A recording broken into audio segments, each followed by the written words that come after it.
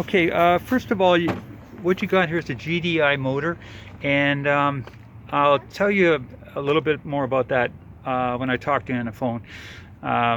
But I just want to go over the vehicle here. Okay, first of all, I always check under the cap to see if there's any what I call mayonnaise or white cream, and that's an indication of that antifreeze is leaking into the oil, and it makes white cream, and it collects on the underside of the oil cap, and this one is clean. So that one is looking not too that's looking positive. Now your dipstick, I checked your oil, and the oil is down a liter, and like I said, I'll talk to you more about just a concern I have about the GDI motor, and explain to you what the GDI stands for. Okay, but as far as internal leakage goes, I'm not hearing any. Noise-wise, I'm not hearing any unusual noises in the motor, and K is pretty good. 177 K is not too shabby. So your battery is good and strong. Yeah, but I'm gonna just so like motor-wise, it's looking not too bad, and then I'm gonna go into the rest of it right now. Okay, you've already seen your tires. You got some good aggressive tread on your front tires here, and on your just a second here.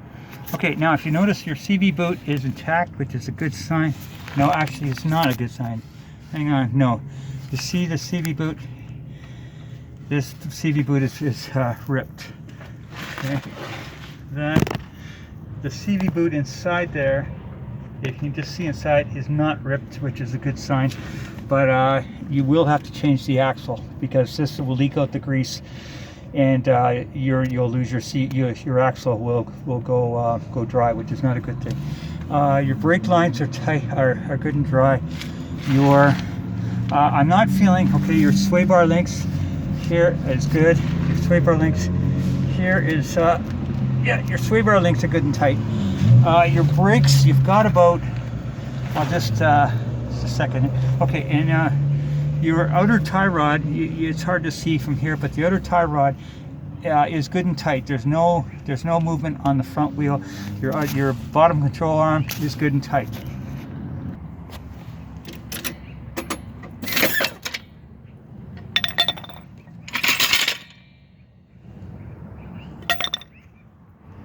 Okay, on the right side,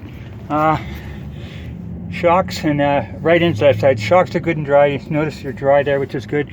Your sway bar links are intact. You can see from top to bottom there. Your CV boot on this side, a little hard to see, but the CV boot is not ripped on this side, so this side is good. Your lower control arm is good and tight. So that's on the front end. Everything is tight except for the left outer CV boot, which has to be, the axle has to be changed.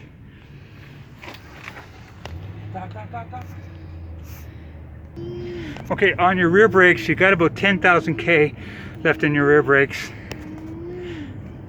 Now on your, you can see your spring is good and intact on the right side. It's hard to see because it's a little dark, but your shock is good and dry as well. So no concerns on the rear right. Okay, your exhaust, good and dry. Oh, I mean good and clean. So, and no exhaust is stainless steel. So there's no excuse. There's no concerns with the exhaust system or the exhaust. Now on the rear left side, your spring is intact, sway bar links, and your shock is good and dry. So no concern on the rear left. Again, just a little hard to see, but you got about 10,000 K on your rear brakes. You see you're missing a button, so you're aware of that. This means that you'll have to replace this. You'll have to replace this module here, because I don't think you can get a button as far as I know. You know, you got the crack in the windshield. You're aware of that. Your windows, your sliding window works good. Okay. Windshields, washers are working. Horn is working. 177 K, not too shabby. Let's check your AC here. See how cold, see if your AC is blowing cold or not. And yeah, she is blowing cold. One other thing I just want to check is your parking brake. And yeah, the parking brake holds good.